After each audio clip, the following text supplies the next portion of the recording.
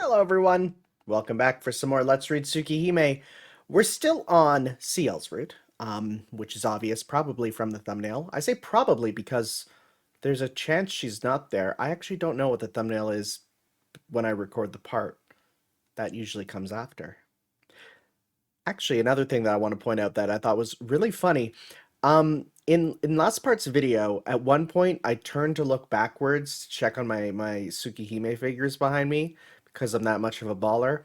And people were like, "Whoa, you have hair behind your head," and it's like, "Oh, I guess you guys haven't seen the back of my head, huh?" So here we go.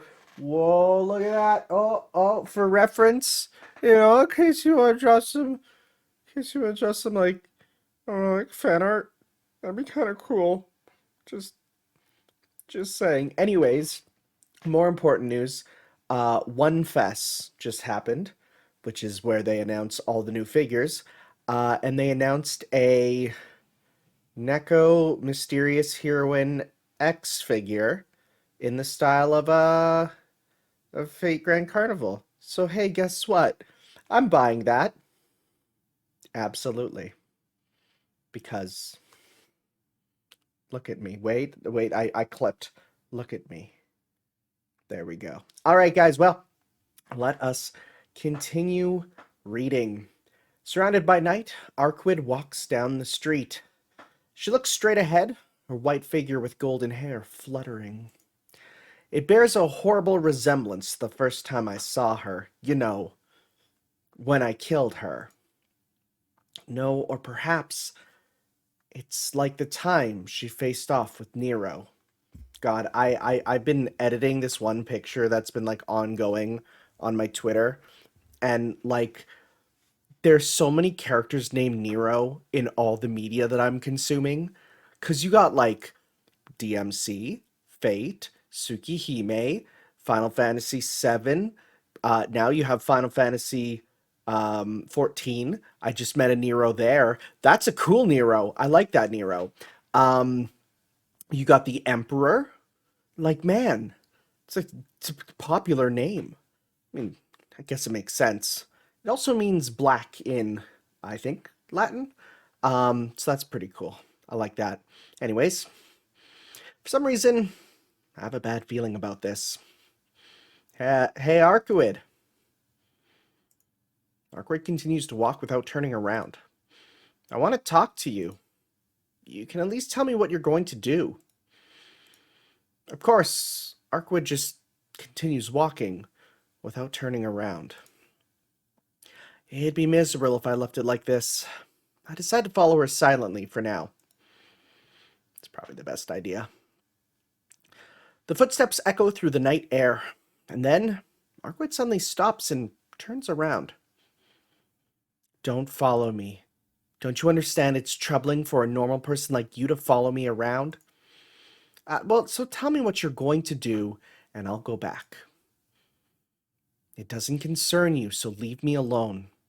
Arcuid strides off once more. Crap. Seems like our wordless wandering is going to continue. When we approach the main street, Arcuid freezes. Found it. Eh? Her voice is cold, like a totally different person's. Ah, a chill runs up my spine. Even from behind, I can feel the hostility manifesting itself in her. Arcuid, what are you... I can't even finish. It's clear what she intends to do without saying anything. Without a doubt, there's nothing but the pure, unadulterated intent to kill. Hey, what are you thinking? Arcuid doesn't answer. Her eyes are fixed solely on a man in a business suit walking by. Shiki, take off your glasses and look at that person. That person? You mean that businessman? Hurry. If you want to know what I'm doing, then leave questions for later. All right. Well, I don't like to look well in town, but... Whoa, magenta vision. I take off my glasses. Ugh. A light headache springs forth. I would have headaches if every time I took off my glasses, everything turned a shade of purple. In exchange for the pain, I can see the lines running all along the walls and the ground. Another question, Shiki. You only see points on living things, right? Yeah, that seems to be true. Things like buildings only have lines. I saw them back during the time in that hotel, but at the cost of a headache that almost caused me to pass out.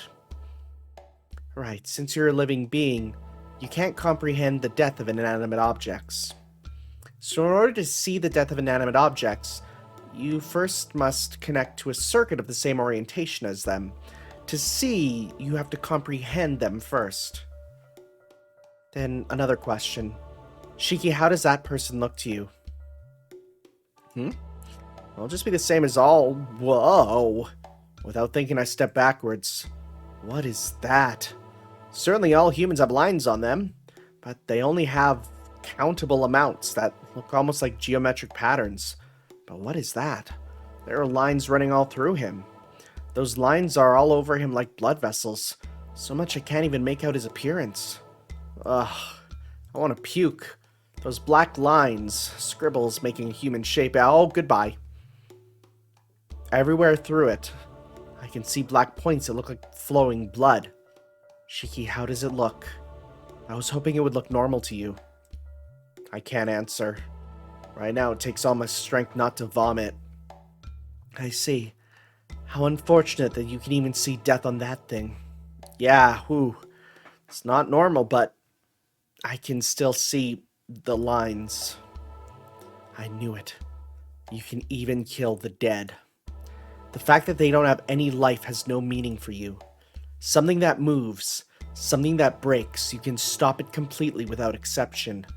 You're more of a monster, Shiki. Ugh.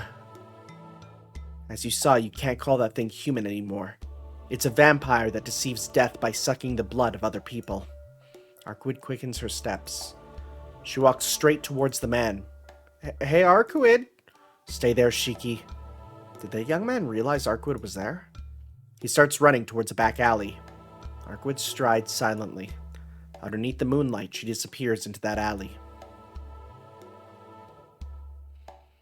Thump. The sound of my heartbeat is awfully close. It's not even real late at night. Even though I'm in the midst of a bustling shopping district, I can't sense anyone else besides myself. Thump. My glasses. I have to put on my glasses. If I don't do that, I'll see terrible things. I'll see something so terrible that everything I've seen so far would be nothing in comparison to it. Thump, bump, bump. But my body won't move. My eyes that can see this patchwork world look towards that alley in fascination. Suddenly, sounds vanish, rather, and the presence of other people, the sound of the wind, and the smell of the dirt, all of it freezes. Yee. Under the frozen moon, a bizarre noise from the other side of the wall. Go. No way I can see it. I can't hear anything. A sickening sound, but I can see it. My eyes definitely see the sound of death and death crashing. Sorry, you can see sound? That's new. That's real new. My vision turns crimson. Why? Why do my eyes see death? Something they shouldn't be able to see. My glasses. I have to put on my glasses or I'll go insane. I hold back the rising gorge in my throat and use my shaking hand to put on my glasses. Sound and light return. Now that I'm calm, I glance around and see nothing out of the ordinary in the shopping district.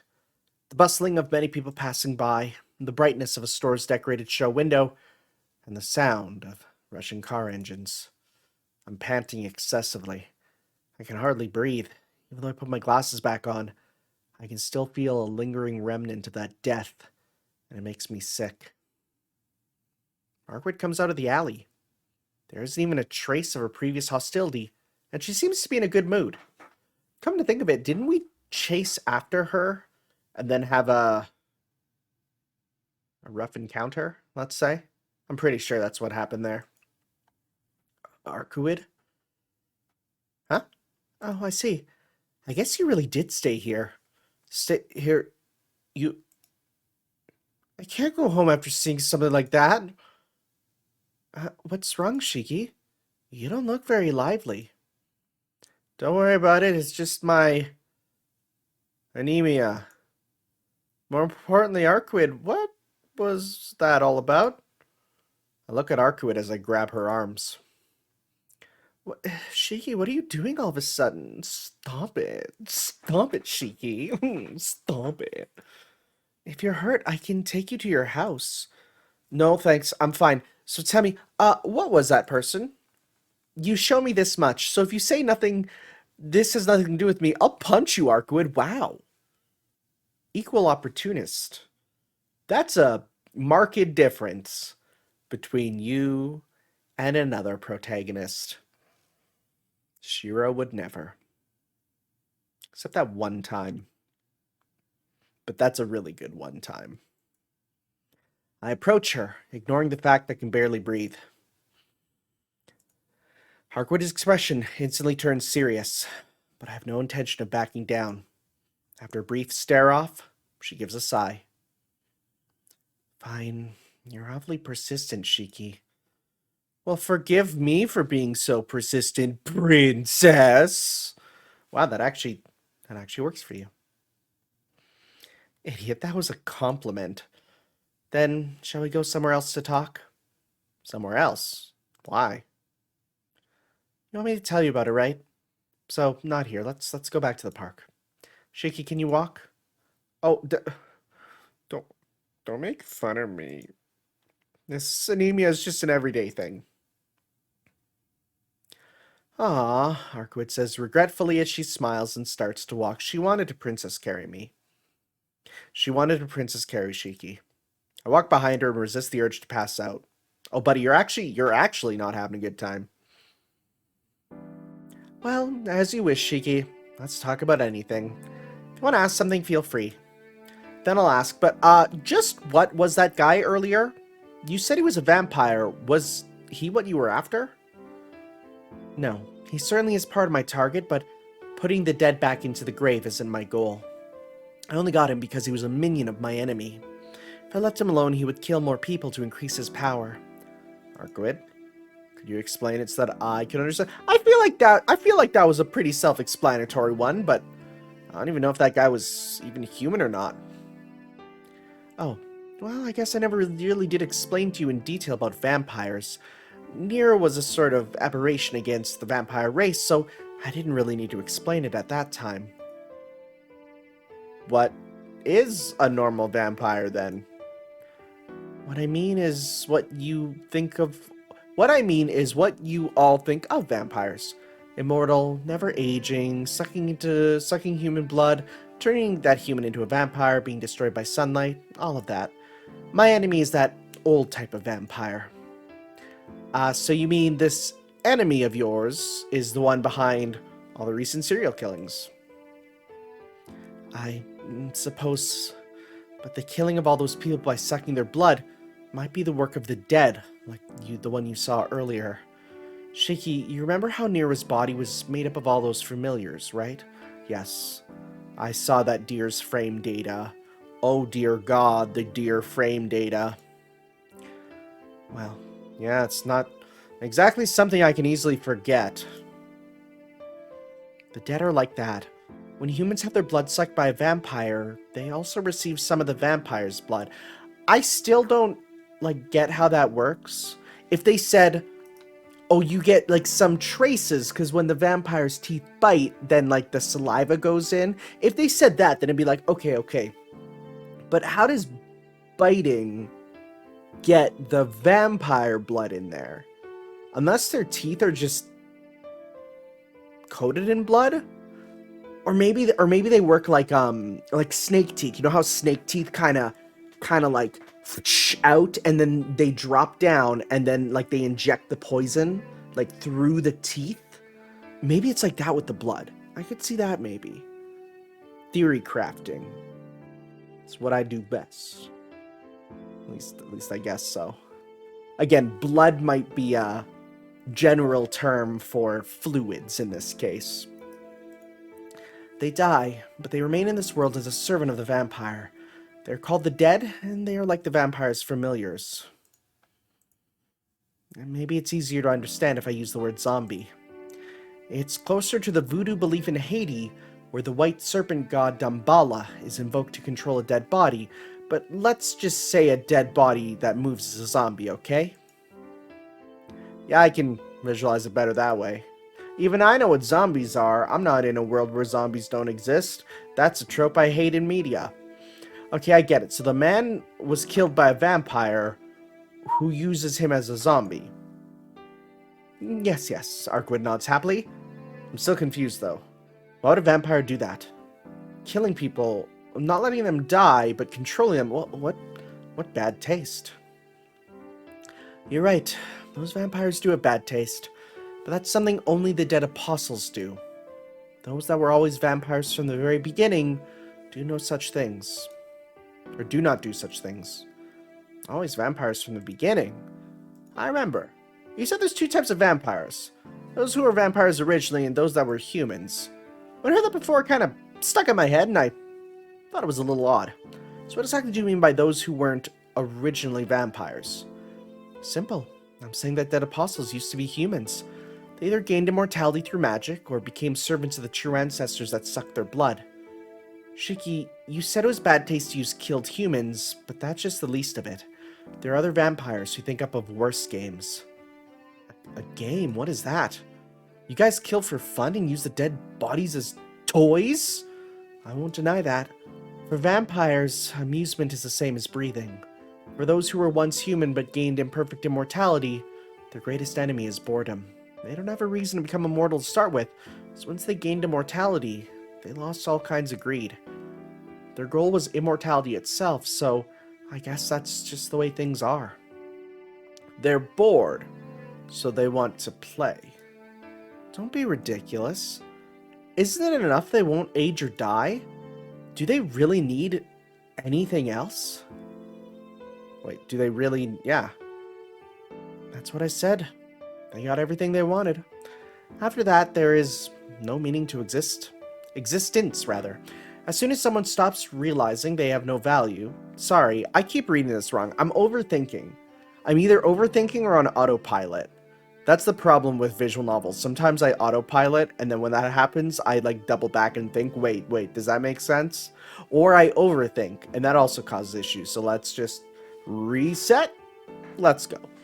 As soon as someone realizes they have no value, that their life is stopped, then the meaning of existence disappears too. Immortality is also another word for death. So they started to wear down. So they started to wear down, and they started to create their own amusement, as if to tell themselves they could have fun as long as they lived. That's their beginning. They copy humans and see themselves in a game as lords of a castle, expanding their territory. I guess you could call it a country of the dead. It seems they got more enjoyment out of it than they expected. She speaks as if she was talking of other people. Arcuid should be one of those, but she certainly doesn't seem like she has that sort of hobby. Well, we'll change the topic, but the dead apostles were originally human. Then there are a few cases where they became vampires through their own magical research, but the majority of them were humans who had their blood sucked. They are immortal, but they can't last forever. They can only be immortal if they drink the blood of others. Didn't I say their immortality was imperfect? If they can't feed on humans, then their immortality is gone. But if they openly feed on humans, the existence of vampires would be revealed. Even if they don't, just by being there, they distort the world around them. That would attract the attention of the agents of the church, like ciel. So you mean that vampires can't do what they want? Yes, if they break their agreement with the church and move freely, they would be immediately discovered and annihilated. So the majority of the dead apostles make subordinates that can bring them blood as they sleep. Sucking blood and giving the dead body some blood of their own, they create minions who do the work for them. We simply call those the dead. So what you killed before was like a soldier of the dead apostles. Not so much a soldier as a puppet. The dead apostles controlled the dead bodies by skipping the process of becoming a vampire. The dead are completely connected to the parent vampire. In order for them to survive, they attack others to eat their flesh, but more than half that energy goes back to their master. Like a queen bee nourished by the worker bees, the dead apostles can use the dead to increase their power while they sleep. My enemy can't be found easily because he's using a lot of the dead. He only dirties his hands once. After that, he simply controls the dead while he sleeps and expands his territory. They say many bodies are found in the recent supposed serial killings, but those are actually just failures. Oh boy. To tell you the truth, there are over 100 victims in this city, but only a small amount, the ones discovered, are the victims in the news. So yeah, so like, I guess do the rest of them just go about their daily lives? Over 100. There are that many that had their blood sucked? And all those people suck the blood of others to make them into monsters, like that wandering lifeless thing earlier. That's ridiculous. 3 days ago. I remember how all those people in the hotel were killed for no reason. I was there, but I didn't see it, so I can only visualize and can't really tell what kind of violence it was. It's still the same. I can't fathom the existence of vampires that suck human blood just to increase their own territory. Just without reason, without even recognition. If someone close to me died like that, how would I react? Or how would I act, rather? I don't want to imagine it, but just a bit. I imagine Akiha being drained of blood and discarded like trash. What makes me mad is that this worst case scenario could happen at any minute in this town. I didn't even have a clue about it before. I knew you'd be angry, Shiki. I didn't want to talk about it because for the prey, well, for you guys, this is an inexcusable evil. This is not something you want to hear, is it? That's right. After hearing this, I don't know what to do now.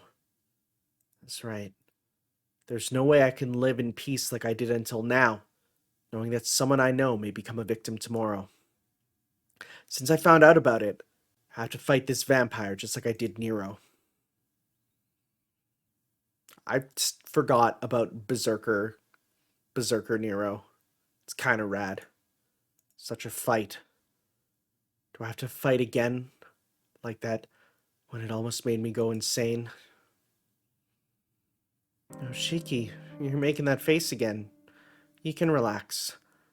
Even though the avowed enemies of the vampires do not have a presence in this country, I'm still here. Didn't I say earlier my purpose was to execute vampires? I don't know where that heavy atmosphere went because Arcuid instantly becomes cheerful. Yeah, I remember. But you're a vampire too, right? Why do you side with us humans? I'm not really siding with you humans, but I'm doing it because I don't really have anything else to do. She doesn't have anything else to do? I still don't understand her. Well, doing that brings the dead apostles after me, but you beat Nero who was pursuing me, didn't you, Shiki? So now I can go back to the original plan and defeat my enemy. You can go back to living your normal life now. You don't have to associate with me anymore. She smiles as if she's happy about something. Shiki? Why are you making that troubled face again? Because I am troubled. Is this something that involves the city I live in? You know, I know a lot of people who are not nearly this, like, attached to their city at all. Like, if someone said, like, oh, you know, your city's in peril or something, they wouldn't care. They'd be like, so? I have no attachment to the city I live in. I feel like I do. I'm pretty attached to my city. If something happened or something cool happens, I feel proud or sad, you know? I said you shouldn't worry. In 2 or 3 days, it'll all be over, so there won't be any more victims. Yeah, honestly, I don't want to be involved. But saying that line, shouldn't I, the one actually living in the city, say that line instead of Arcuid? Arcuid? Can I ask you a question? The enemy you speak of, is he strong? Well, he should be many times more superior than the dead earlier. I haven't met him this time, but he has been latent for 8 years, so maybe he's a class 5 by now. Class 5? I don't get it, but does that mean he's stronger than Nero? Not a chance. Nero was special. He was a pure, supreme vampire that'd be difficult to defeat even with my full power. Compared to him, well, this enemy's pretty weak. Oh, then there's no way you'll be defeated. I breathe out in relief. Who knows? A few days earlier when he wouldn't be a problem, but now I'm just recovering. The possibility that he has more power is actually high. Recovering? Are you sick or something, Arcuid? Yeah, I still have the effects from when you killed me, and I don't think I'll be fine for at least a few more days. Ah, that's right. The reason why Arcuid is weak isn't anyone's fault but mine. But it's okay.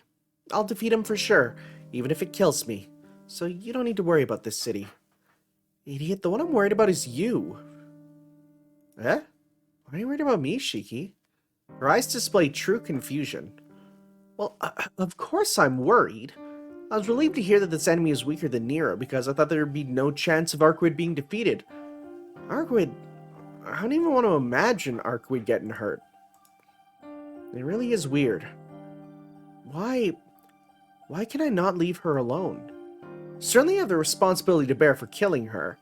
I also feel guilty that she's weak right now because of that. But even if that wasn't the case, I still couldn't leave her alone. Thought about it before too, but as expected, this might have nothing to do with logic. More than the fear that I might die, the emotion that I want to help Arcuid is much stronger. About what we talked about before, Arcuid.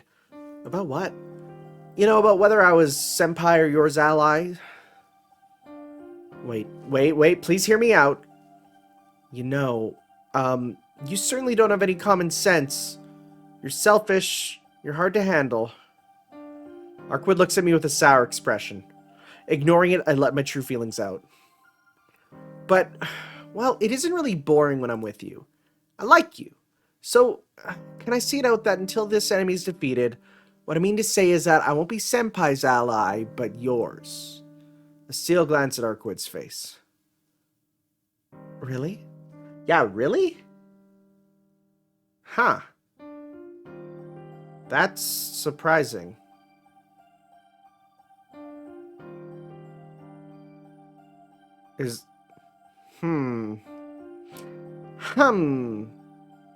Unless something happens.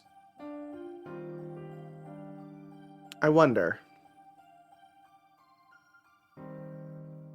I'm sorry, I'm just thinking about stuff, because this is strange.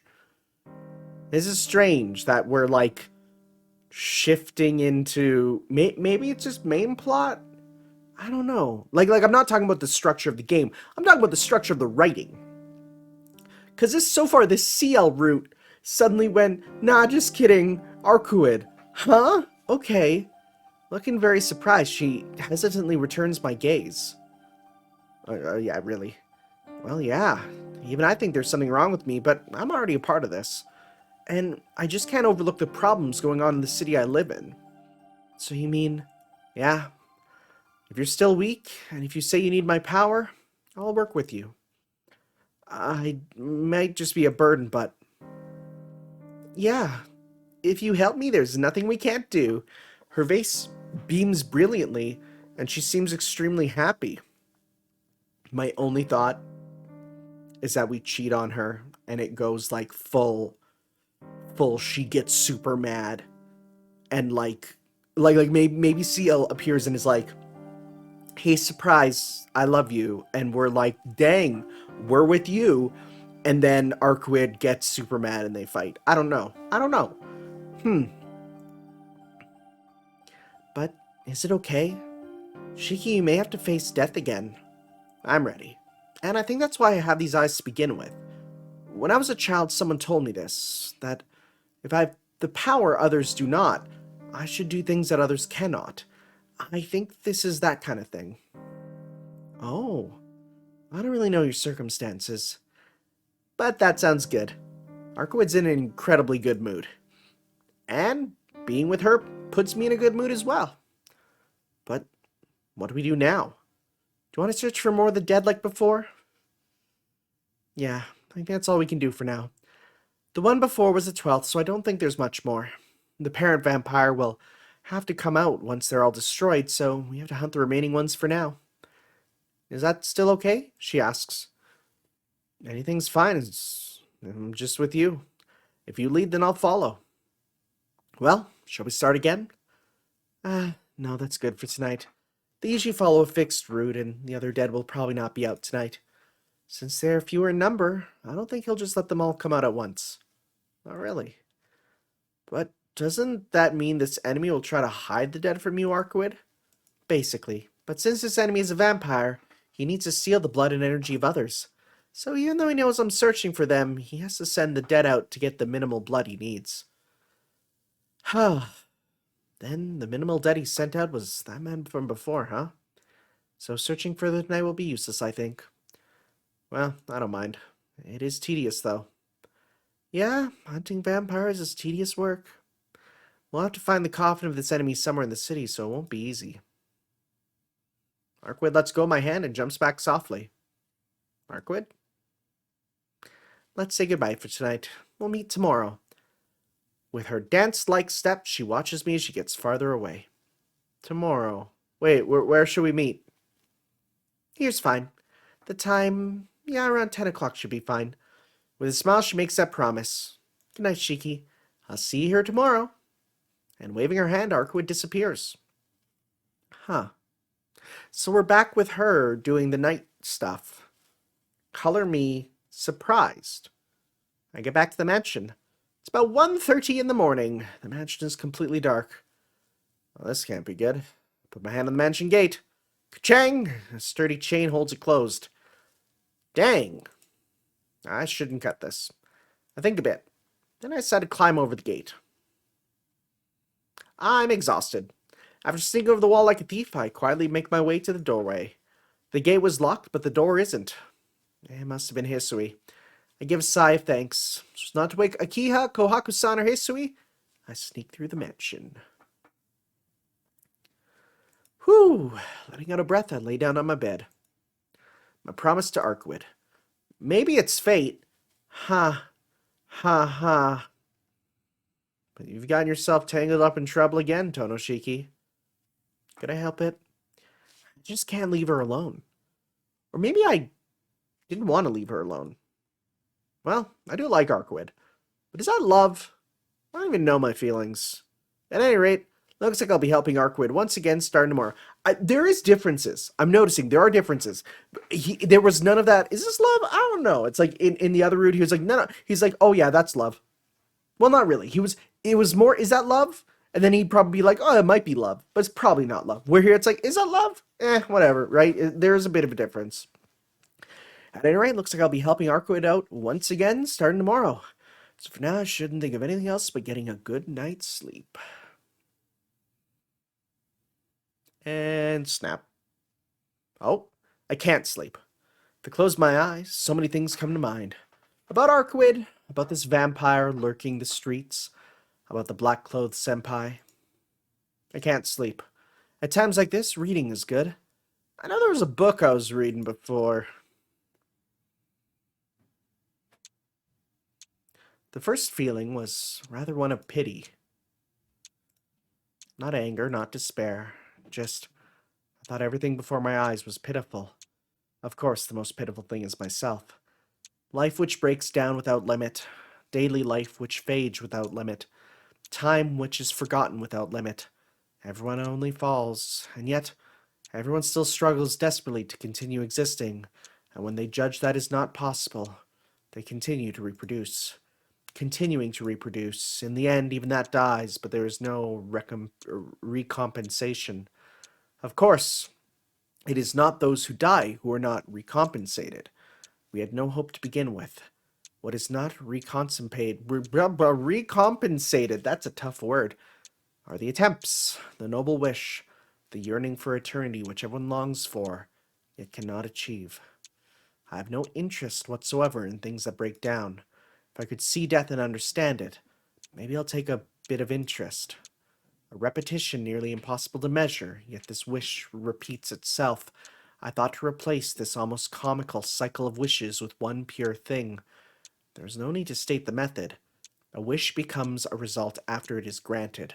I live solely for that reason. It could not be termed conviction. Just the first word I learned happened to be eternity. Oh? So you intend to get the eternity closest to you? Of course not. They are only a species that age slower and die harder. I am becoming one of them only because this body has reached its limit. If I am to go further on, it will take time in this body. It's ironic that you, the one that goes after eternity, hurries with things. So you plan on leaving here tomorrow? I'll leave the burial agency to you.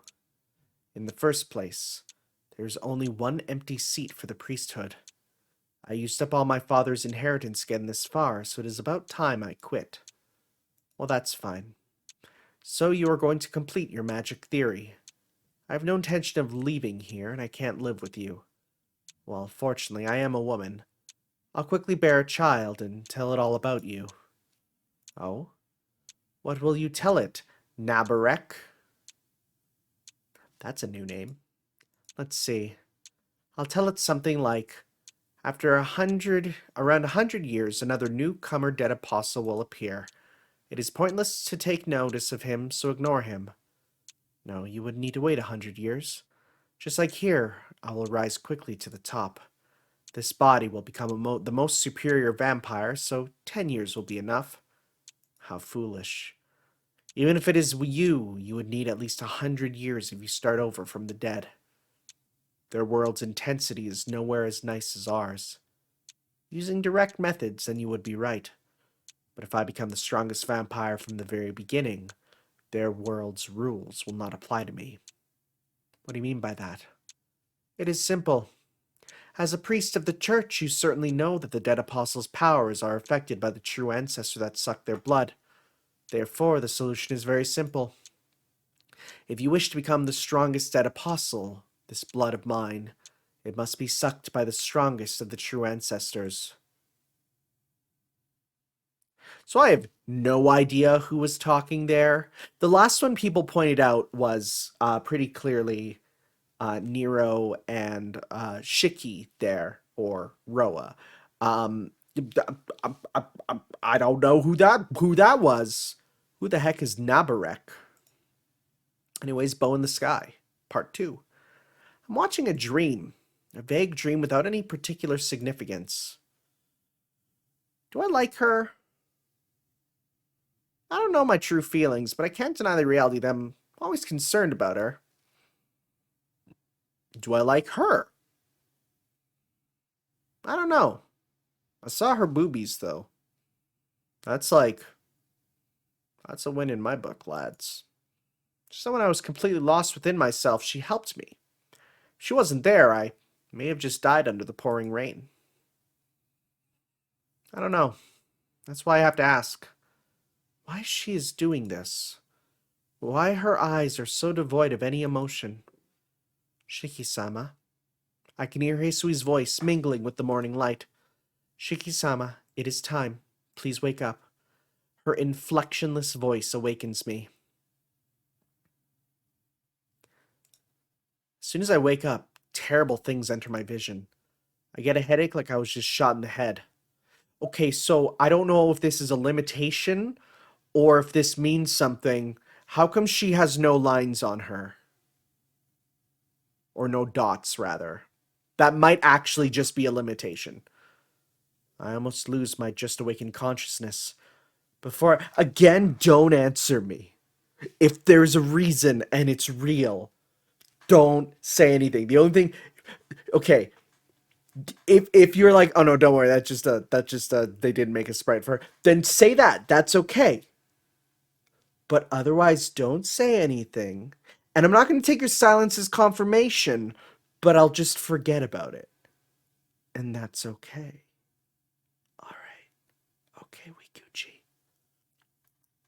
Before I fade away completely, I quickly grab my glasses. Her sprite definitely flashed there. Shiki-sama, are you not feeling well? No, that's not it. It's just my anemia acting up. Lightly shaking my head, I clear my head of what I was seeing. More than that, good morning, Hisui. Thanks for waking me up. Sitting up in bed, I do my best to smile naturally. No, this is my duty. There is no need for you to thank me, Shiki-sama. Maybe, but I am grateful. You are infinitely better than an alarm clock. Now stand up. It's not yet 7 o'clock. About 10 minutes earlier than I usually get up. Breakfast? I'll be there soon, so please go ahead of me. Shiki-sama, about that, Akiha-sama is waiting for you in the sitting room. It seems she has some questions for you. Hisui says this with some difficulty. Some things she needs to ask? Is she in a bad mood? Yes. Akiha-sama seems to have realized that you left late last night, Shiki-sama. I blurt that out without thinking. Last night I went to look for Arcuid and came home late. Uh-oh, I thought no one noticed. Yes, I also thought that I was the only one who noticed. Hisui answers solemnly. Hisui, you realized I left? Oh. Hisui looks apologetic. I see. You knew. Now one of the mansion's entrance was open. Yes. Hisui answers reluctantly. Thanks. It was a big help, and thanks for going out of your way to do that. But Nei-san realized too because of that. Nei-san and I have 2-hour shifts watching the mansion. Wow, that sucks. Wow, you get like no sleep then. And she found out about me unlocking the entrance. I see now. Yep, I see. Well, that sucks. Kohaku-san is Akiha's servant, so she would have leaked it to Akiha about last night. Hisui, there's no need to apologize. It was my fault that I was walking around at night, so I should take the blame. I'm still very happy you left the door unlocked. Hisui just looks at me. It's nothing. As soon as you change, please go to the sitting room. Still looking like she wants to say something, Hisui exits into the hallway. Dang, I'm gonna get scolded by Akiha again. I mutter to myself as I change. I have time for that. There's still something important I have to do instead. Oh, that's right. I have to talk to Senpai. Whoa, hello, red flash. I get the headache again. It faded when I was talking to Hisui, but as soon as she left, it started hurting again. Oh, crap. This doesn't look like it'll end soon. I bear the pain as I collapse on the bed. It doesn't ease up. Throb, throb. A pain like I'm being stabbed in the head. Makes me completely forget what I was thinking about earlier. Huh. Come to think of it, 8 years since that accident, I've always had to deal with my broken body. Dizziness, headaches, and anemia occurring unexpectedly. I can't count how many times I had to give up because of that. The doctor said it was a miracle just surviving it. Just being able to live is a miracle, so putting up with various pains is perhaps necessary. These broken eyes. Sensei, who was able to alleviate these eyes, told me to treat that miracle very importantly. Those words. Did she mean that human life is not so precious, as it is not returnable, so I should treat it carefully? These past few days, I've seen the deaths of many people. Too easily. Lives ending so easily, it's almost comical. If it is something that ends so easily, doesn't it mean that it was only worth that much from the beginning? If that's the case, it is meaningless to view life as precious. Whoa, buddy, you got hit with you let it set in a bit there, pal. You need to go get some breakfast stat and pour some extra syrup on those pancakes. Why, since when did you start thinking like that? Why am I thinking like that? Since when did you start? Ho? What is happening? That was like parallel thinking. The headache finally stops. Huh.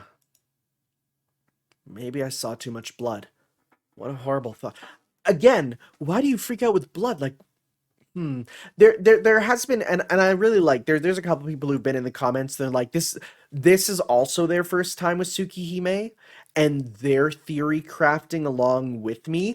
You guys are awesome because I love your comments, because you help me think the same stuff. Like, I think some stuff, and then you give me small ideas to help. Like, for example, and I apologize, I forget who said it, but someone was saying, perhaps in like the process of removing the original Shiki, from existence and replacing him with our Shiki, maybe there was something that happened there where like it connected them, or maybe there's like remnants of Shiki in Shiki, which of course, because Shiki was born as Roa, maybe there's a little bit of Roa in there, or at least Roa, because if it's Roa's blood, wouldn't that have some control or something? Like, I don't know. These are some ideas, right? Again, don't tell me if it's true. I'm playing this for the first time. Okay. I take a deep breath, filling my lungs with fresh air. I clean away the unpleasantness. Wow, it's real lucky that your room has fresh air. Most teenage boys' rooms are not. I should hurry up and go to school. I should go and see CL Senpai. And during the slight pain lingering in my head, I leave my room. I go down the stairs and into the lobby. Next to me is the hallway that goes down towards the sitting room. In front of me is the front door that leads outside. What should I do? Akiha's waiting in the sitting room, but I want to hurry up and see Senpai. Oh, that's interesting. That's an interesting choice. I'm going to book it out of here and go to school. No, I have to find out about Senpai. I don't have time to eat this morning. Shiki-sama? Hisui comes from the sitting room. She must have come to check on me since I did not show up after a while. Sorry. I'm going to school. Please tell Akiha I'm sorry. Please wait, Shiki-sama. You do not look well. Are you sure you are feeling well? I'm fine, just a little bit of a headache. Well, I'm off. Sorry, I'm being selfish again. I say something really selfish and open the door before she can respond. Now, my only thought is that we're going to be... like, we're going to get to school, then we're going to be, like, taken home, and then in the process of being taken home like we were last time, we're going to get super moided. We'll see. I reach the school gate. Since I ran for the mansion, it's not even 7:30 yet. I stand and wait for Senpai by the gate. It probably looks a little strange to the other students walking by, but I don't really care.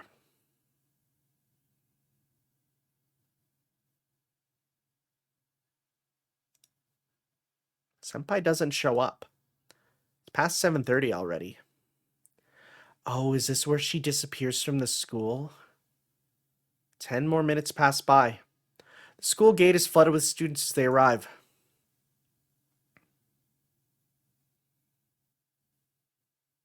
It's only about 5 minutes before the gate closes, but Senpai still does not come. She might not come today.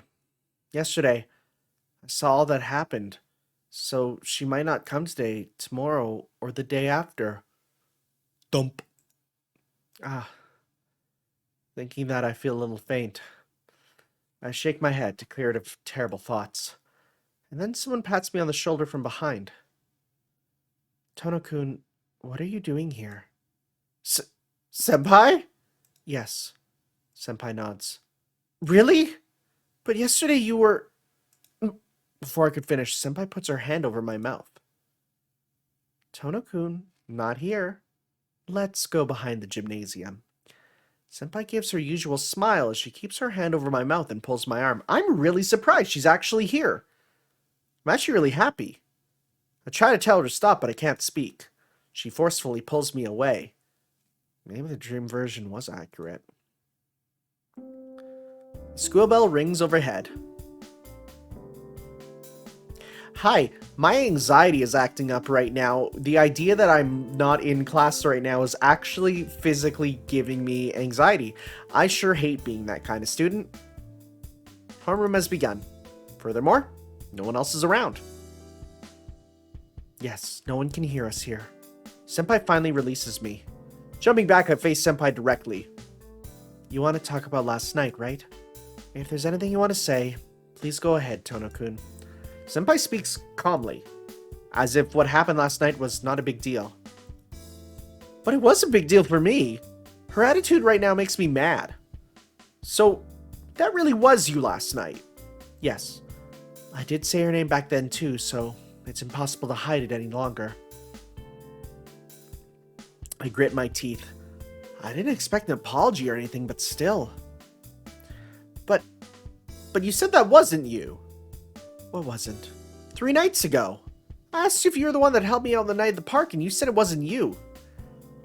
That was a lie. Well, succinctly. Senpai simply says so. A lie, Senpai? People can't lie in a narrative story. You didn't keep the promise we made. You told me you wouldn't go out at night anymore. She stares at me. I start to feel like the bad guy all of a sudden, feeling guilty about what I did. I made the promise with you so something like this wouldn't happen. Is that how little a promise with me means to you, Tono-kun? That makes me sad. No, that's not it. About last night, I thought Arcuid was the one behind the serial killings, but that couldn't be right, so I went to ask her and... I tell her all about last night. Senpai listens to me silently. How I met her accidentally, how she explained to me about the vampire in the city, how I teamed up with her to save the city, and everything up till now. I understand. So you teamed up with her to defeat the vampire in this city, right, Tono-kun? Well, yeah, that's how it is. I can't believe it. Tono-kun, do you really believe in vampires? Yeah? We mutually know one. What are you saying, Senpai? Even you're one of the church's Senpai puts a finger on my lips. Don't worry about me. Isn't the problem more about you, Tono-kun? Me? I don't have any problems. You have no self-awareness, it seems. Senpai gives a troubled sigh. I have a question, just how much did she tell you about? How much, well, only the vampires in the city sucking people's blood. So in other words, you don't know about her or this enemy she's after. Well, I haven't heard about it. I see. Then I will tell you about it. Wow, that's amazing. You know about that, Senpai? Well, you know, I am a member of the church, so of course I know that much. Oh, yeah, that's right. Sorry, I kind of forgot. You're so funny, ciel. Ha. I attempt to laugh it off. See, that's hilarious. Comparing room stuff with Tsukihime is hilarious because if you remember, or if you don't know, let me tell you, Tommy Wiseau really wanted Johnny to be a vampire in the story. And they really had to keep trying to get it out of the story because it makes no sense narratively. Now, look, fiction is fiction, is real. But if news came out that, like, Tommy Wiseau was a dead apostle in real life, I would absolutely believe you. Like, there would be no doubt. Like, for the first person to be, like, confirmed as a real vampire, if it was Tommy Wiseau, then I'd believe you instantly. There'd be no doubt. There'd be no hesitation. I'd be like, yeah, of course, that just makes sense. That's the only thing that makes sense. Please read the original Disaster Artist. I cannot... The movie's good.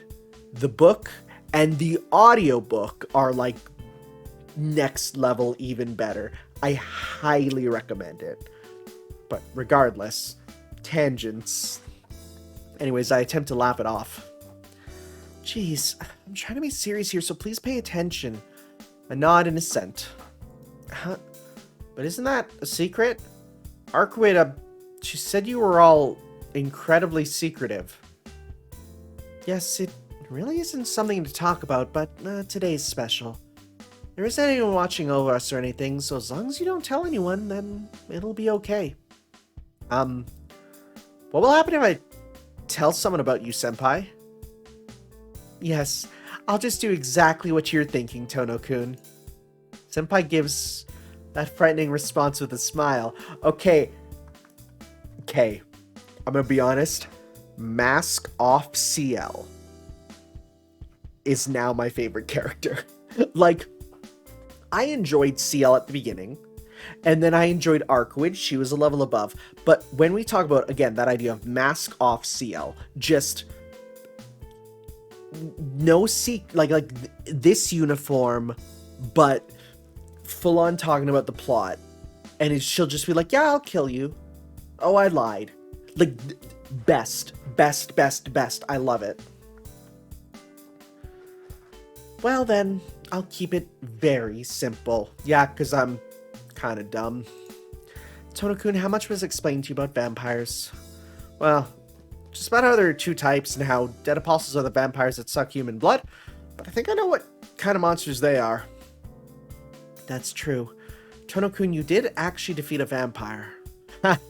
But you did help me at the very end. Senpai! Yes, I watched you annihilate Chaos. When I came, Chaos was already dying, though. I'm surprised. Then Senpai knows about my eyes? It was terrible. That woman made you do such a thing.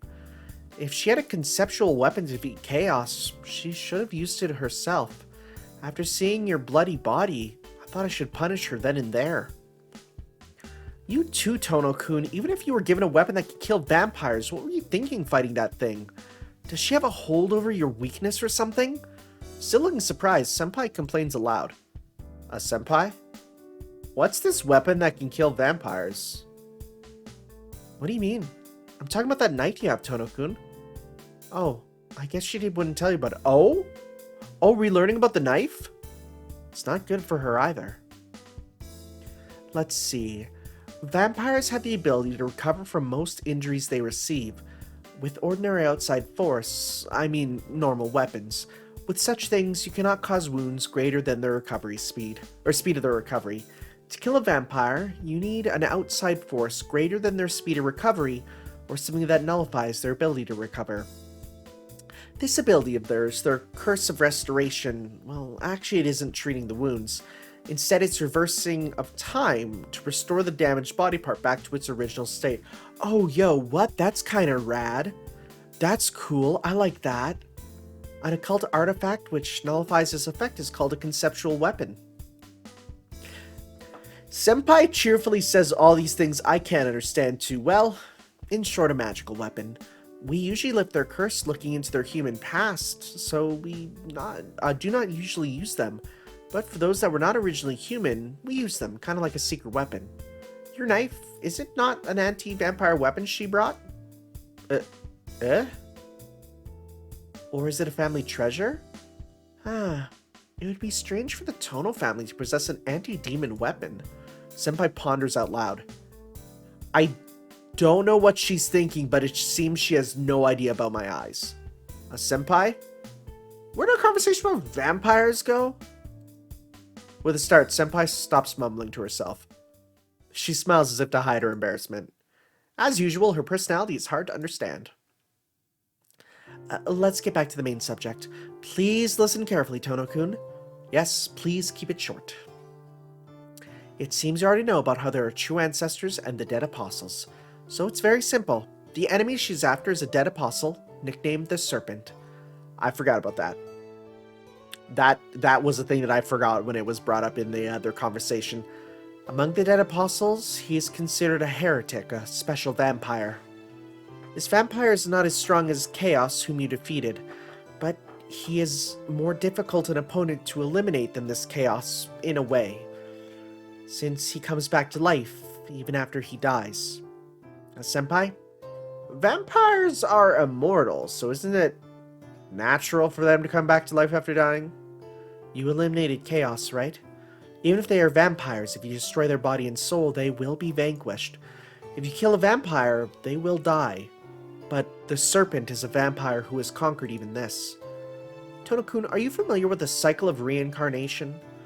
It is part of the Buddhist doctrine, so I think a Japanese would be quite familiar with it. You don't say a Japanese CL, geez. Also, what is your nationality? We still don't know. Yeah, it's the thing where when someone dies, they're reborn again as another human. Yes, exactly. In other words, the vampire named the Serpent has made this cycle of reincarnation his own. That's what I mean when I say that he comes back to life even after he is killed. Reincarnation. You mean if he dies, he will start over again as a baby? Yes. While the serpent is alive, he chooses his next host, and when it is born, he transmits all the information of himself. Again, that is just Star Wars. Palpatine. God. God, I hate Star Wars now. The serpent's information stays deep within the baby until it matures, or until it gains sufficient intelligence. As soon as that baby has intelligence to succeed as self, the baby becomes a new vampire that is the serpent. Wait a minute. What's that? Don't tell me he does surgery on it while it's in the mother or something like that. No, it's not anything medical. Because the instant his body is destroyed, he reincarnates into the next body he chose as his next host. I said all this information earlier, but to say it simpler, think of it as his soul. It wouldn't be correct to say his soul propagates through the air and takes over someone's body, but it's similar to an electromagnetic wave. In this case, the human brain is what does the transmitting and the receiving. His exceptional point is that when he took his soul, which is incalculable, and something that disperses as soon as it leaves the envelope of the body, and processed it as something that can be transmitted. Her words don't seem quite real. I do understand what she's saying. The serpent guy is reborn as a baby when he dies, and this baby turns into the serpent vampire when it becomes an adult, but if I believe your story, it means he will never die. It's not immortality, but it's worse than that. Being killed and reborn as someone else, that's like living forever. Yes, exactly. It was 800 years ago when the serpent first became a dead apostle. Since then, the serpent has been reborn 17 times. Every time, Arcuid Brunstad has killed him. Arcuid did? Yes. To her, the serpent is a special vampire. Well, the serpent has a special meaning to me as well. But even if he dies, he'll just be reborn, right? So killing him over and over is pointless, isn't it? Yes. He is killed by her, reincarnates, and killed by her again. The cycle has repeated itself over and over. If Arcuid has the power to kill not the body, but the meaning, then this probably would not be happening. Senpai looks down a little, and she seems to be gritting her teeth. I don't know why. However, it seems like Senpai has some sort of grudge against the enemy like Arcuid does. A vampire that's reborn every time it's killed. That's Arcuid and Senpai's enemy. Senpai, this serpent guy, what kind of guy is he? He was originally a man, but that can change depending on the body he reincarnates into. The troublesome part of the dead apostle is that they are all hard to find. Because he is probably born as a human baby and has parents, the serpent transforms into a vampire when he reaches the age where he can do everything at a satisfactory level. Until then, that human shows no sign of being a vampire. Once a serpent awakens, he uses the relationships he gained until that time to blend perfectly into society. I heard that the church detects the serpent's presence usually after a whole town is turned into the dead. I see. For example, if this serpent guy were reincarnated in me, he would live as Shiki even after he becomes the serpent. Unless he makes a big mistake, he would be free to suck blood without people realizing it. That is scary. Of course, those around him are in danger too. But the human whom he reincarnated into, he would just disappear after maturing, right?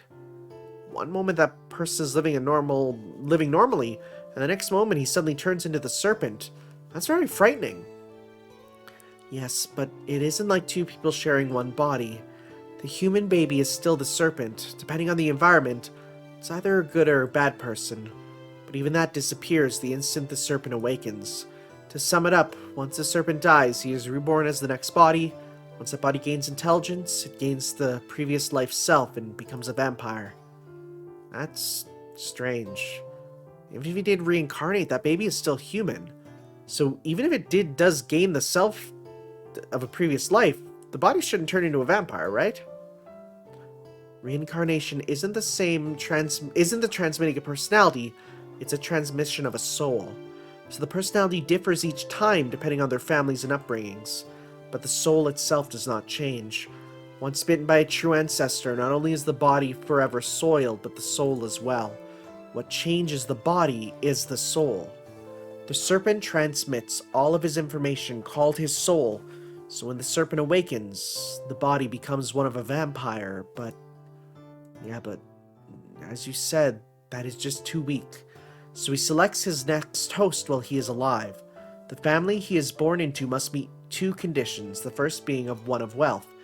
Being born into a family of high social standing, property, and money makes it easier to make the whole town into vampires later on. And there's another, and the most important one. But amongst normal people like us, there are also people that carry special powers. Not like magic, which is a mystic power that can be learned, but rather special powers from birth. Such people are normally called demonic children or psychics. These special abilities are genetic, so they are inherited, passed on by blood. He chooses those families that are something not human that have something not human in their lineages. A family with wealth and influence and inhuman power. Those are the requirements of his host. This serpent vampire, he seems to be quite prepared. Yes, since he is a serpent, he has a slithering intellect. There's something about this story that I don't like. Tono-kun? That was a joke, but are you listening? Yeah, it just wasn't very funny. Senpai goes quiet.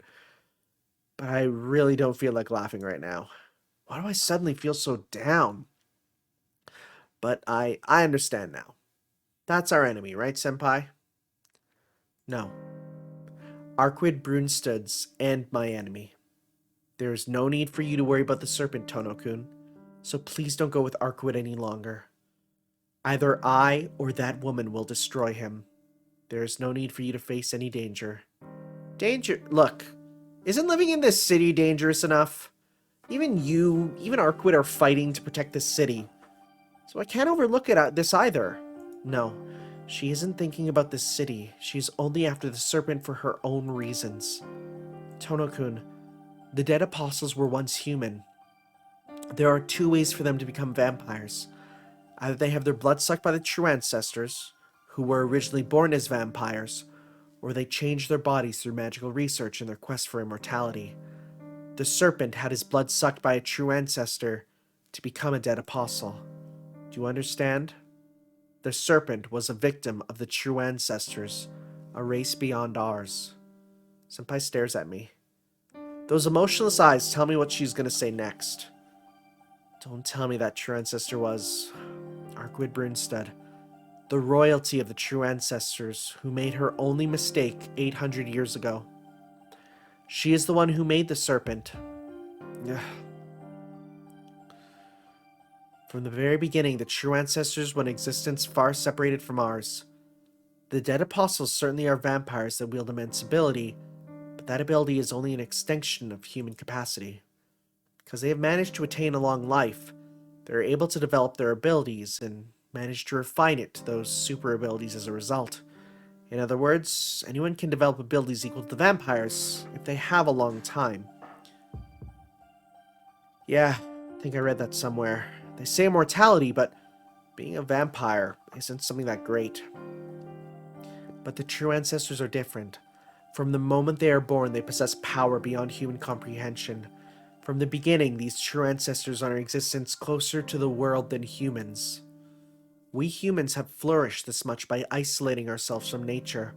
While we receive blessings from nature, we steal from it, and even if nature is destroyed, we will not be destroyed. We became the most superior race on this planet probably because of this one sin only we humans carry. Alright, I forgot she's like Christian.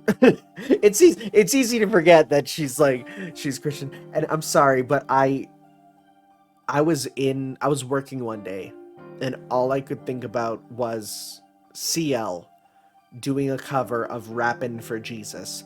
And if you've not seen Rappin' for Jesus, that's Rappin', Rappin. I highly recommend you Google it. I will not sing it here for obvious reasons, but the mental image of ciel singing it is the funniest thing, because I feel like she would. That'd be so funny. Anyways, we can no longer be a part of nature. In its place, we have gained ways to even destroy nature, this whole planet. However, from nature's perspective, this is evil. The world itself is a form of life, so it has the will to protect itself from us. But it does not have senses, so it creates a presence separated from nature like us to remonstrate us. Senpai's weird. Nature doesn't have a will of its own. Yeah, it can't, but can it be that we just can't feel it? Nature, the earth, possesses a will. That is why it still exists and tries to stay beautiful. The problem isn't that we can't feel it, it's that the standard of what nature thinks is beautiful and the standard of what humans believe is beautiful are the same. An existence which the world created to sense for it. These are what we usually call spirits. They are transcendental species existing on another plane different from the remaining spirits of animals in the present world. The true ancestors are one type of these spirits. They are born with the purpose to punish humans, so they only see humans as evil. Much as we think as vampires who prey upon humans are evil, they view humans who prey upon nature as evil. Okay, that's interesting. I never considered that. Okay. But that's funny. Then why can't they exist unless they feed on humans, the evil existence? Humans are our only enemies to the true ancestors. As part of nature, no. As those whose power is linked to nature itself, their power has no limits. In the long history of the church, there are only a few records of fighting against the true ancestors. They get their powers from the world itself. Therefore, in order to kill them, a conceptual weapon with the power to kill the world is needed. Oh boy, I sure wonder what sort of institute has weapons with the power to kill the world. Of course, such a weapon does not exist for the church. Not the Atlas Institute. So that means their death cannot be caused by external factors. At night, she said that in the hotel, that if I had tried to kill her during nighttime, these eyes would not even have been able to see her death. In other words, it means she cannot die. Do you understand, Tono-kun? Arcuid Brunstad is pursuing the serpent in order to recover her power he took away from her. It's not for the sake of any humans. I don't know why she is weakened now, but if she regains her power, she will not need your help, Tono-kun. When that happens, do you think she will let you leave safely? Of course she would. Because she doesn't have any reason to hurt me. She's a vampire. She isn't like the dead apostles who suck blood in order to prolong their life. Look, Tono-kun, if the true ancestors didn't suck human blood, vampires would never exist in the first place. They can survive without sucking human blood, but they still do suck blood because they have an urge to do so, and make humans into an existence outside of human nature. I can't let some ordinary person like you be with her. Senpai's talk ends like that. It might be because of my dizziness, but it seems like everything she's talking about is totally unrelated to me. Tono-kun, does that show you how dangerous she is? Yeah, well, I get the gist. So please don't cooperate with her anymore, okay? I can't do that. I can't consent to what Senpai is saying. Because Senpai doesn't know Arcuid. She doesn't know how good of a person she is. Tono-kun, Senpai groans. But even if she makes that face, I can't lie to myself. Sorry, Senpai. I also have my reasons, so I want to help her. It's true that I don't know what she'll do if I turn against her. Also, this is the point where you say, don't worry, I killed her once. Like, I know he's, like, trying to protect the mystery of his eyes, but if you just say that and she's like, oh, she didn't give it to you, you can do it. Oh, okay, I feel like she would handle it better. It's also true that I just can't leave her alone. Please don't say such stupid things. Tono-kun, you're just a normal boy, so you shouldn't do such dangerous things. Yeah, I'm grateful for your concern. But there are things that I want to protect if I can, such as this city and my peaceful time with you at school, Senpai. Well, even though you ended up protecting me.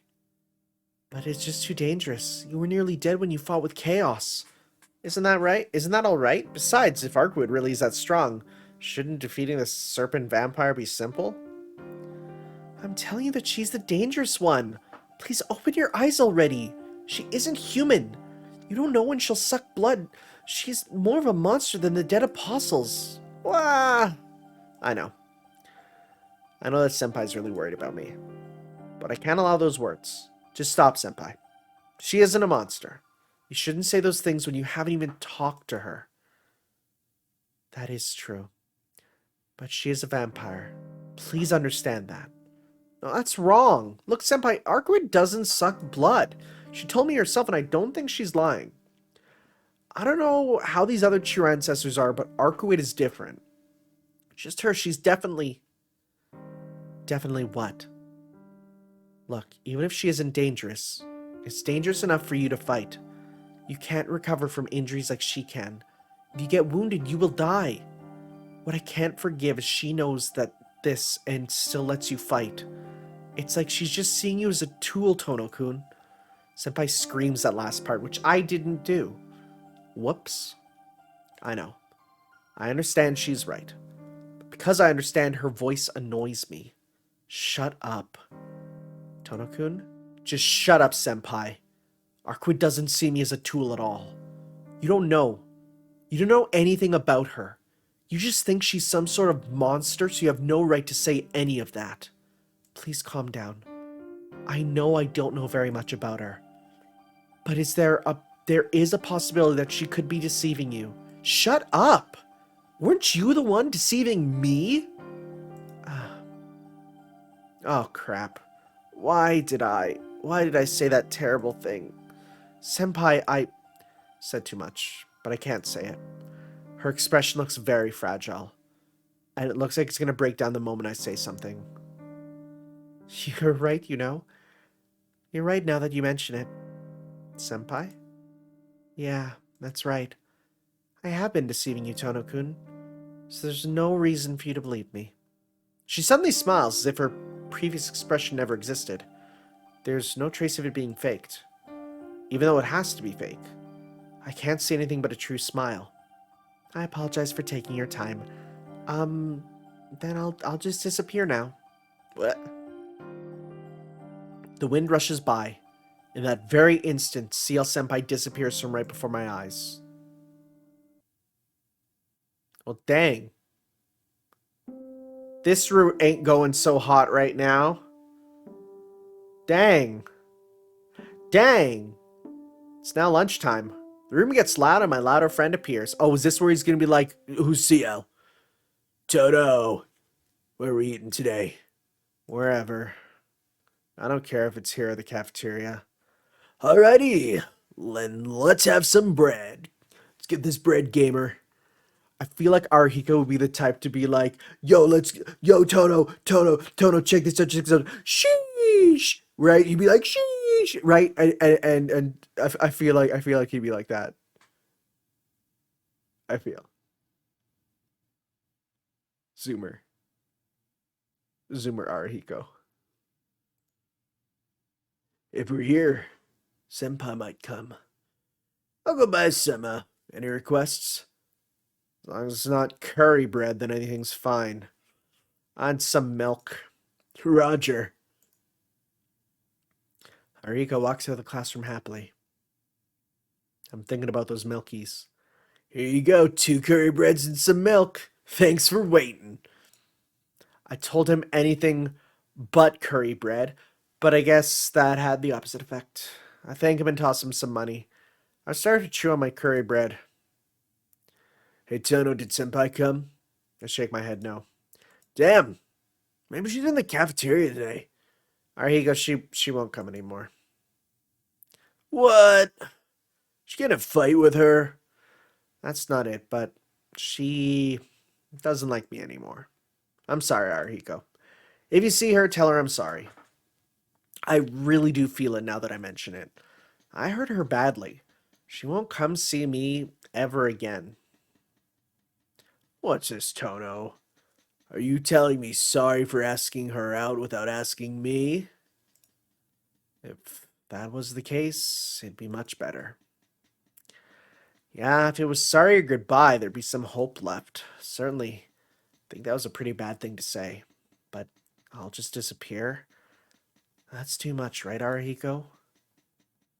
I say this and put my head down on my desk. Classes are over. It's Wednesday, so the rest of my classmates run out of room as soon as classes end. It's a Wednesday like any other, but I don't feel like doing anything. If I just went to the tea ceremony room, CL Senpai probably wouldn't be there.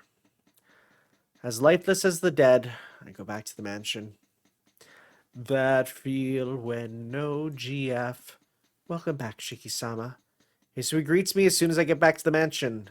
Even though Hisu is waiting for me this whole time, I can't even bring myself to greet her, and I make my way to my room. Oh boy. After dinner, I return to my room. Are we gonna get... Huh. I was gonna say, are we gonna get the Arcuid shaking us on the bed thing? But, like, I wonder if we're still gonna go out at night. After dinner, I return to my room. Oh, yeah, no, we're still going out. There's still a little time before I'm supposed to meet Arcuid. Please don't say stupid things. Tono-kun, you're just a normal boy, so you shouldn't do such dangerous things. Senpai was just worrying about me. In the end, is it that I chose Arcuid over Senpai? Why don't you understand your own feelings, Shiki? I asked my reflection in the window glass. Oh, I speak to myself in the window, huh? And that, my light headache returns. Recently, I've been having more headaches. Up until now, the effects of my anemia have only been dizziness. It probably changed to these headaches because I've started taking off my glasses and seeing death. Well, it's time. This time I promised to meet Arcuid. No matter what Senpai said, I have to keep a promise I made. Putting my knife in my pocket, I exit my room. I go outside. There were never many people around the mansion to begin with, but because of all these serial killings, it is unnaturally quiet. It's not even 10 o'clock yet, but the emptiness makes it feel more like past 1 o'clock. Well, it is well into October and the wind is starting to blow colder. Fall is nearly over as well. I walk down the empty street holding these sentimental thoughts. I make my way around the mansion wall. Past here and down the hill is the park where Arcuid is waiting. And then, I see a black figure leaning on the mansion wall. A woman, clothed in black, stands not to block my way, but just to watch me go by. Huh. Where are you going this late at night? Senpai doesn't even look at my face, so she says this without the slightest inflection in her voice. Senpai. I freeze dead in my tracks. I can't look at her face either. I feel uneasy about what happened this morning, so I can't bring myself to look directly at her. Even after I said all that, you're still going to see her, Tono-kun? She got an eye. Can't be helped. I can't leave her alone, and I can't ignore the vampire in this city either. I see. You've got a point there.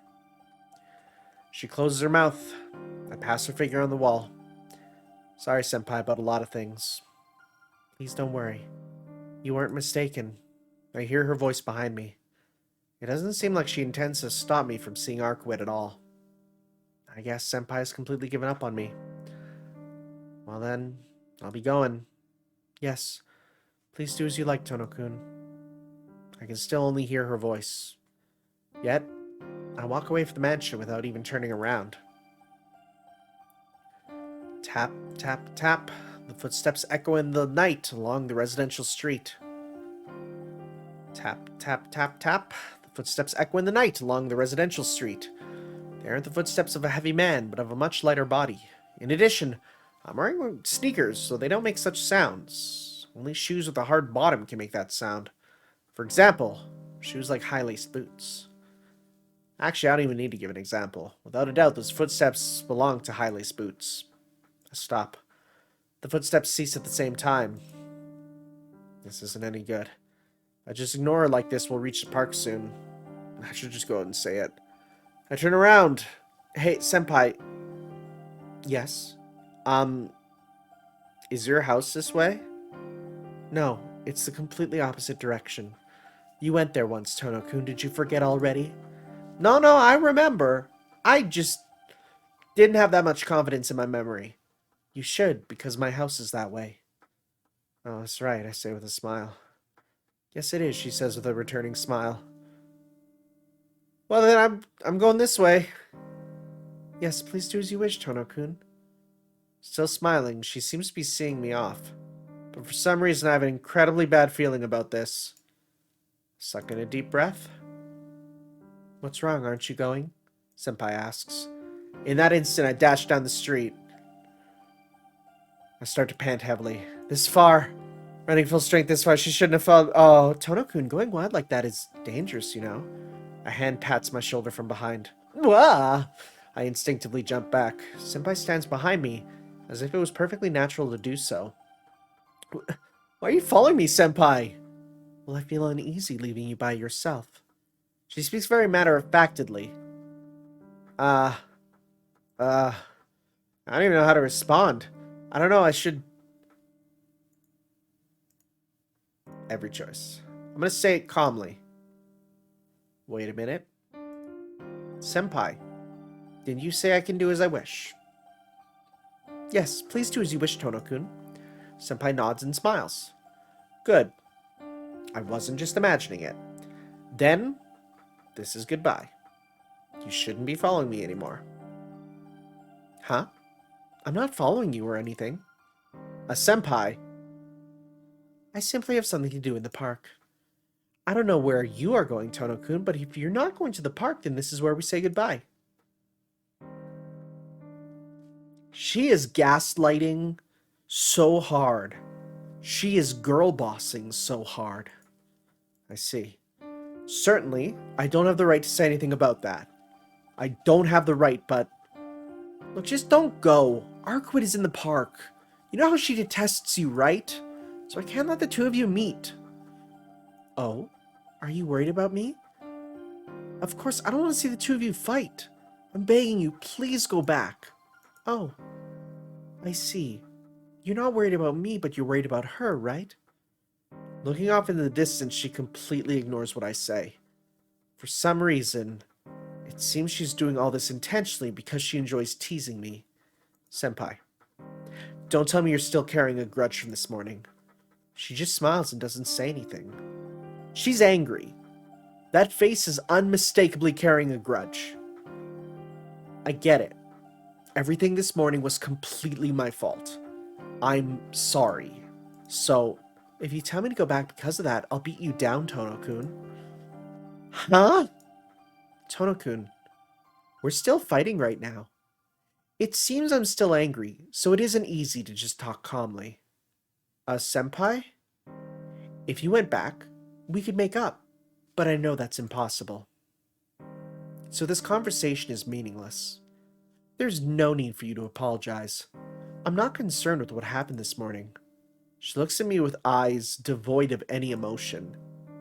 My duty is to hunt down vampires. Anything else is trivial. Senpai walks into the park. Hey, it's Senpai! She crosses through the park. As expected, she's heading right towards where Arcuid is waiting. Wait a minute. Why are you so angry, Senpai? I'm not angry. How about yourself? If you come with me, won't she misunderstand things? Misunderstand what? Don't you like her? Then I don't think you should be with me. Someone who is her enemy. What? It's not like I like her. I can't say for sure, though. I don't know for sure what I truly feel, but I sure am attracted to her. You really can't lie, even to yourself, can you? I think you are far too honest. For a brief instant, her mask reveals a sigh. But it really is better if we separate here. We are no longer friends, and if Arcuid were to see us... What would happen, ciel? Uh-oh. Oh, good. Oh, that was such a good drop of the music. We both turn towards the voice behind us. There we see Arcuid, who seems to be in a particularly bad mood. How surprising. I came here because I heard Shiki's voice and I find you here. Didn't we already share our information yesterday? I don't believe you have anything to do with me anymore. Yes, I don't have anything to do with you anymore. I was just pointing things out to him. Oh, really? You intend on stealing my partner? That sounds good too. I still owe you from that one injury you gave me. The situation is critical between the two of them. As the one standing between them, I can't watch. I can't just watch. Looking at this problem, our relative locations are Senpai, me, and then Arcuid. And if the two of them fight, I would be right in the middle of it. You two are... Why are you glaring at each other? Your goal's the same, so calm down and... Be quiet, Shiki. Please be quiet, Tono-kun. I failed. I tried to talk to them, but it doesn't seem to have worked. Fine. Shiki seems to care for you, so I will let you go. I won't attack you, so just disappear. That's surprising. Is he that important to you? I didn't think Arcuid Brunstad could be concerned with anything other than killing vampires. For you, controlling humans comes easily. It'd be better for you to just make him your servant if you wanted help, Arcuid. But why haven't you done that? Don't joke about such things. Shiki is my partner. Even if I don't do that, he still says he will help me. Arcuid looks away uneasily. That murderous intent seems to have disappeared. Arcuid, don't tell me you really want to suck his blood? Cling. From Senpai's direction, I hear the sound of solid metal. I see. I was surprised you were interested in humans, but that does not really matter. If you desire the blood of humans, and there is only one thing to do. Cling. The springs forth from her hand. Numerous swords like long nails are there. Hey, Senpai! Tono-kun, please back away. Just now I've confirmed that she truly is a vampire. Even if she's a true ancestor that cooperates with the church, once she desires blood, she becomes our enemy. Before any victims appear, I will terminate her here. You really do speak nonsense when people do not answer you, ciel. Very well, if you want to die, then I will grant you your wish and kill you. It's not often I get to kill the same person twice. Hey, hold the frickin' phone. What? What does that mean? What does that mean? What does that mean? What does that mean? What does that mean? Why? Huh? Her eyes flare with the intent to kill. Shiki at this point should go, hold up, stop. Can we run that one by me quickly? Can we just run that past one time? Okay, let's see what that's about. Senpai receives Arcuid's glare in her fighting stance, swords at the ready. Freezing. The air feels like it's freezing and I can hardly breathe. This isn't good. They really will kill each other like this. Wait. You two, please. I said to calm down. Ignoring the tension in the air, I yell out. For an instant, they both stop. After that, the sound of 2 feet kicking the earth. My shout must have triggered the start. The white and black figures crash into each other as if they were two magnets of opposite polarity. I just realized they are black and white, huh? The fight between the two of them is beyond me. Arcuid's body movement isn't something I can track with my eyes. All I can see is a white blur running through the night. What's surprising is that Senpai does not even back off, seeing Arcuid's speed. It's not like Senpai moves with Arcuid's amazing speed, but she accurately deflects Arcuid's blazing attacks while standing on the ground. As a third person looking on, their strengths are equal. However, just like Senpai said, Arcuid's power seems limitless. No matter how amazing Senpai is, her power is not something that goes beyond a certain point. In contrast, Arcuid seems limitless. In the beginning, Senpai was overwhelming her, but Arcuid matches her quickly and is now surpassing her powers. The fight is quickly decided. Senpai's body flies lightly on the air and strikes the ground rolling like a piece of trash. Senpai lets out a cry and stands up, but that is a useless thing to do. Senpai's body seems to be shot out by an invisible cannon and flies in the air once more and hits the ground. She lies there not moving. Blood flows along the park's brick pathway. Senpai? There's no response. She seems unconscious. Arcuid runs over to her. Without any mercy, with terrible eyes seemingly bent on slicing Senpai's neck. I can't speak. There can be no mistake that Arcuid intends to kill her, and Senpai can't defend herself. I can't allow that. Stop it, you stupid idiot! I frantically run towards Senpai. Arcuid suddenly stops in front of her. Shiki? Arcuid's murderous intent instantly vanishes, and she returns to her original look. She seems completely taken aback that I was protecting Senpai. Why? How come you're protecting her? Didn't I say it earlier? Senpai's a very dear person to me. Even if it's you, I won't allow you to go on. I tightened the grip on my knife in my pocket and I glared at Arcuid. Shiki, you. Her eyes are bathed again with hostility. Step aside and I'll forgive you this time. Now, stop defending her, and don't wield that knife against me. Her crimson eyes waver like burning candles. Her intent to kill is about to be directed towards me instead of Senpai. I gulp. My mind is warning me that it's over if I don't step aside at once. But even still, I can't. I can't pull back until you say you won't do anything to Senpai. Step aside, Shiki. No, you step aside, Arcuid. Didn't you tell me that you don't kill humans? Or was that just a lie? No, I don't kill humans. But I honor those who surpass human capacity, so I don't mind killing them as something that is my equal, such as you or that woman right there. A step. Arcuid comes closer. I see. You're wielding that knife against me again. Another step. She draws closer. I forgave you the first time, but I think I can forgive you the second time. In the first place, I don't think I can be hurt with your knife. Even with your mystic eyes of death perception, you shouldn't be able to see my death right now. From directly in front of me, her golden eyes enter my vision. My heart feels like it's stopped. A chill races up my spine. This crushing despair that feels like everything is bearing down on me is far greater than anything during my fight with Nero. I can't do anything. This is what it means to fight Arcuid. Shiki, this is your last chance. While I can still think, get back. I don't want to lose the first person I've liked just because of that woman. The chills collect in my neck.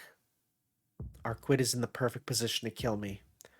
If that arm moves, she can rip off my neck before I can even use my knife. But still, this is wrong. Why? I just don't understand, Arcuid.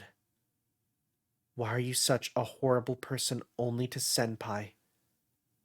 I know you're not the most aware of moral principles, but you're not one to speak about killing people so easily. Shiki. Arcuid's hostility starts to lessen. She walks away from the both of us. I see. If you support her this much, then I don't know you. Arcuid? Just be careful, Shiki. The woman you're protecting, she isn't the person you think she is. What are you saying? You can be tricked and get your blood sucked by her. Hold the frickin' phone. Hold up. Why would a member of the church suck my blood?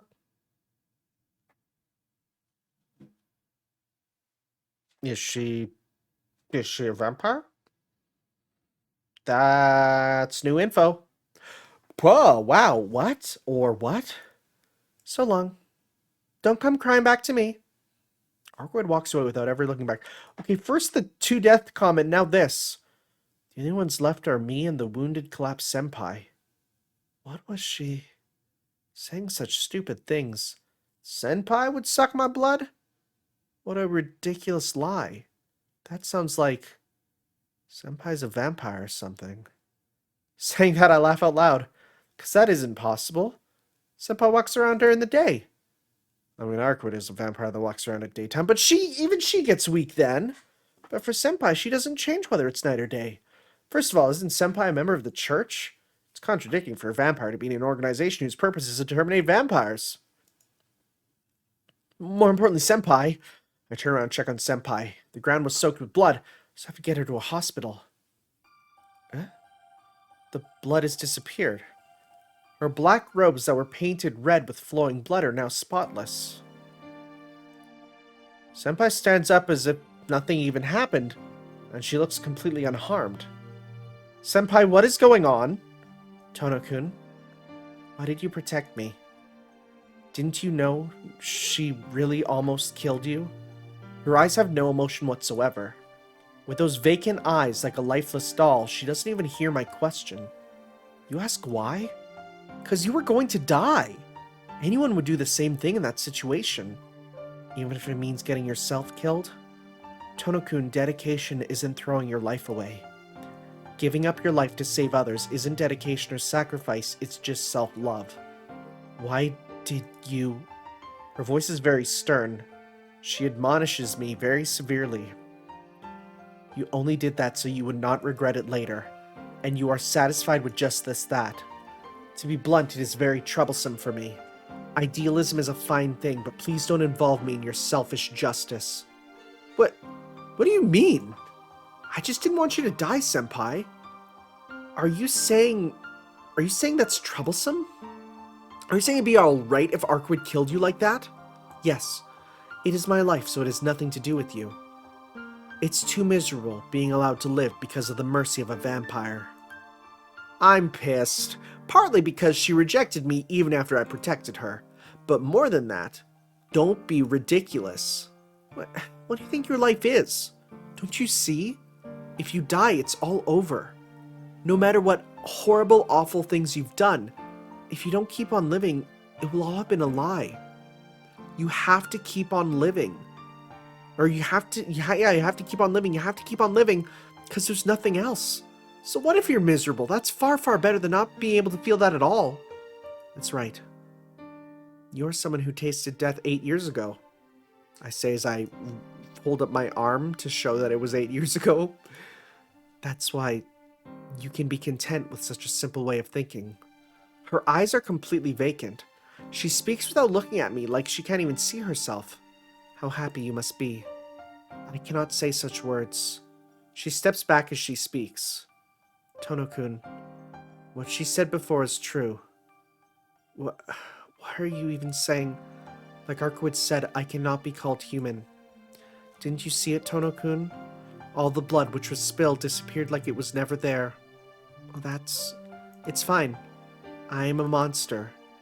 I'm not a vampire, but my body, it isn't like that of a normal human. Oh. Ah. Senpai looks down as she speaks. What are you saying, Senpai? Not a body like a human's? You seem normal to me. Even if it's like this? Senpai slowly takes her sword and places it against her neck. Senpai! I don't even have time to stop her. With a clean sound, it slices into her neck. Splat. As if painting her my very eyes, fresh blood sprays everywhere. Drip. Drip, drip. Drip, drip, drip, drip, drip. It's beautiful. Captivating my vision, even my whole consciousness. The blood seeps into her black garments. Underneath her robes, Senpai's white skin is probably mixed with those beautiful crimson lines. A drop of blood flies forth and lands on my finger. It releases me from my momentary captivity and returns me to reality. Before me is Senpai's blood-soaked figure. Senpai! I quickly dash towards her. There's no need to panic. See? Look at it. She stops me and points at her neck. The wound is already gone. All the blood that was there before has vanished too. Like a video being rewound, everything returns the way it was before. That was strange. And something like the word rewound truly describes it. Not healing or regeneration. I can't speak. After seeing that, I'm not crazy enough to tell her that she is still normal. That's how it is. If I could have helped it, I didn't want for you to know, Tono-kun. Senpai gives a sad smile. I don't know what to say. Just like you said, Tono-kun, I was deceiving you the whole time. So it can't be helped if you get angry at me. But I can't blame her. Something like that. Even I wanted to hide it from me forever. Even I wanted her to hide it from me forever. I wanted her to stay the old senpai. But I do not regret what happened this morning. I was really happy you said it was a fun time together, and that you wanted to protect me if you could. Senpai. But those were really peaceful times I wanted to last forever. Farewell.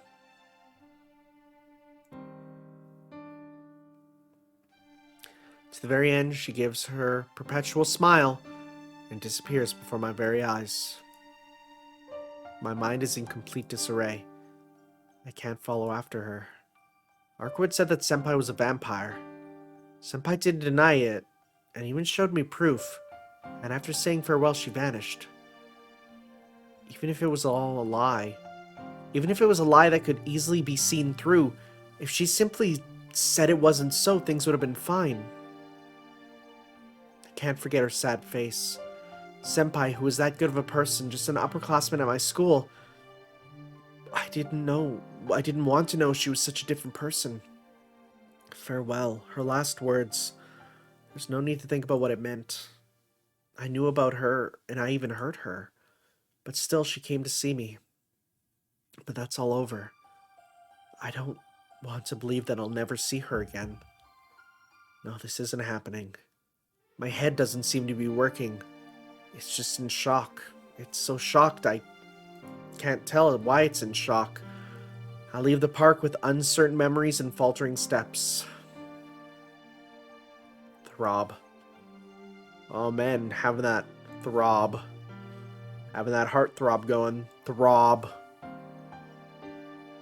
Throb. Oh, I'm incredibly exhausted. The headache is killing me. More than anything else, without thinking about Senpai or Arcuid or anything at all, I just want to go to sleep.